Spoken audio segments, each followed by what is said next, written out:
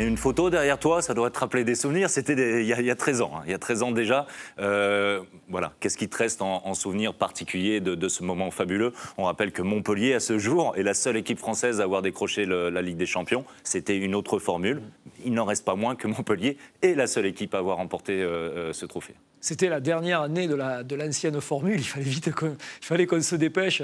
Non, mais c'est essentiellement énormément d'émotions. Je crois que... Mais c'est pas que la finale. C'est pour moi l'expérience qui a entouré le match aller, le match retour et la préparation de ces matchs est certainement l'expérience professionnelle la plus riche que j'ai vécue de toute ma carrière. Et finalement, je garde beaucoup plus de souvenirs de ce qui s'est passé avant, des moments particuliers qui ont jalonné cette quinzaine, que sur la finale proprement dite. Voilà. Mais c'est à la fois beaucoup d'émotions et aussi beaucoup d'expériences gagnées par rapport à ce qu'est la haute compétition.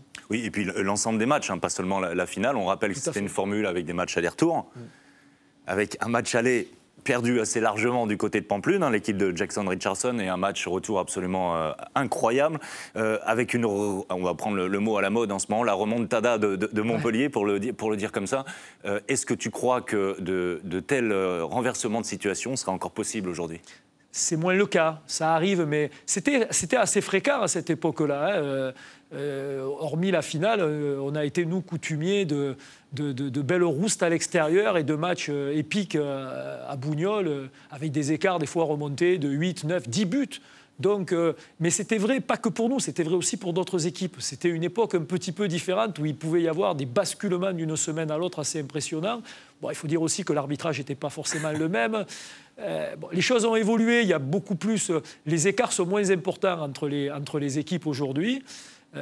Mais j'avoue que je garde, moi, une vraie nostalgie. Et d'ailleurs, il suffit d'interroger les joueurs pour ces matchs aller-retour qui étaient vraiment extraordinaires. Voilà. Donc, je suis moins fan, moi, des formules en poule, des finales forts sur un terrain neutre.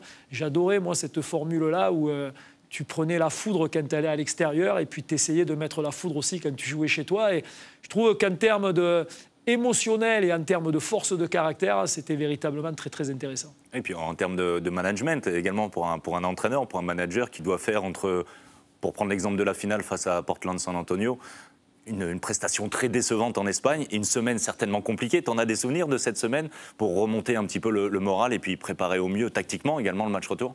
Oui, j'ai des souvenirs de la semaine avant. Et la semaine avant, le fil conducteur de mes souvenirs, c'est que, n'ayant jamais joué de finale de Coupe d'Europe, puisque c'était quand même très très rare d'y arriver, on se dit oui, on va préparer ce match un peu comme les autres, et on se donne l'impression que ça va être un match comme un autre. On essaye de faire semblant, sauf que quand on rentre sur le parquet, on se rend très vite compte que ça ne va pas être un match comme les autres. On n'était pas prêt, très clairement, on n'était pas prêt.